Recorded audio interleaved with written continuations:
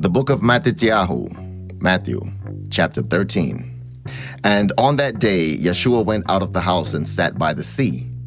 And large crowds were gathered together to him, so that he went into a boat and sat down. And all the crowd stood on the beach. And he spoke to them much in parables, saying, See, the sower went out to sow. And as he sowed, some fell by the wayside, and the birds came and devoured them. And others fell on rocky places where they did not have much soil, and immediately they sprang up, because they had no depths of soil. But when the sun was up, they were scorched, and because they had no root, they withered. And others fell among thorns, and the thorns came up and choked them. And others fell on good soil and yielded a crop, some 100-fold, some 60, some 30. He who has ears to hear, let him hear. And the taught ones came and said to him, Why do you speak to them in parables? And he answering said to them, Because it has been given to you to know the secrets of the reign of the heavens, but to them it has not been given. For whoever possesses, to him more shall be given, and he shall have overflowingly. But whoever does not possess, even what he possesses shall be taken away from him. Because of this, I speak to them in parables, because seeing they do not see, and hearing they do not hear, nor do they understand. And in them the prophecy of Yeshayahu is completely filled, which says, Hearing you shall hear, and by no means understand, and seeing you shall see, and by no means perceive. For the heart of this people has become thickened, and their ears are hard of hearing, and their eyes they have closed, lest they should see with their eyes, and hear with their ears, lest they should understand with their heart, and turn back, and I heal them. Yeshayahu chapter 6, 9-10. And blessed are your eyes because they see, and your ears because they hear. For truly, I say to you that many prophets and righteous ones longed to see what you see, and did not see it, and to hear what you hear, and did not hear it. You then, hear the parable of the sower. When anyone hears the word of the reign and does not understand it, then the wicked one comes and snatches away what was sown in his heart. This is that sown by the wayside. And that sown on rocky places, this is he who hears the word and immediately receives it with joy. Yet he has no root in himself, but is short-lived. And when pressure or persecution arises because of the word, immediately he stumbles. And that sown among thorns is he who hears the word, and the worry of this age and the deceit of riches choke the word, and it becomes fruitless. And that sown on the good soil is he who hears the word and understands it, who indeed bears fruit and yields, some 100-fold, some 60, some 30. Another parable he put before them, saying, The reign of the heavens has become like a man who sowed good seed in his field. But while men slept, his enemy came and sowed darnel among the wheat and went away.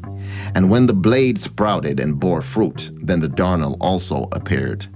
And the servants of the master of the house came and said to him, Master, did you not sow good seed in your field? From where then does it have the darnel?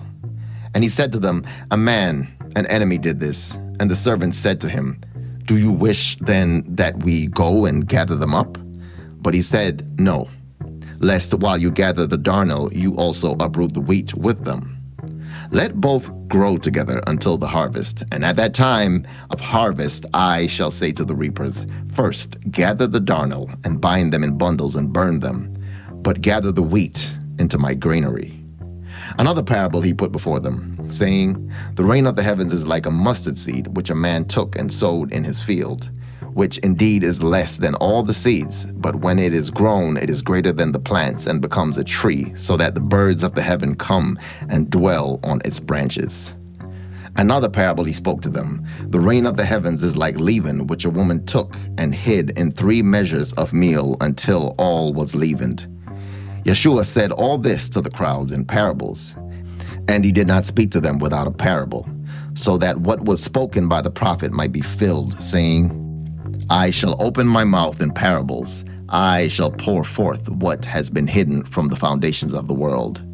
Then, having sent the crowds away, Yeshua went into the house, and his taught ones came to him, saying, Explain to us the parable of the darnel of the field. And he answering said to them, He who is sowing the good seed is the son of Adam, and the field is the world. And the good seed, these are the sons of the rain, but the darnel are the sons of the wicked one. And the enemy who sowed them is the devil. And the harvest is the end of the age, and the reapers are the messengers. As the darnel then is gathered and burned in the fire, so it shall be at the end of this age. The Son of Adam shall send out his messengers, and they shall gather out of his reign all the stumbling blocks and those doing lawlessness. Zephaniah chapter 1, verse 3. And shall throw them into the furnace of fire. There shall be wailing and gnashing of teeth. Then the righteous shall shine forth as the sun.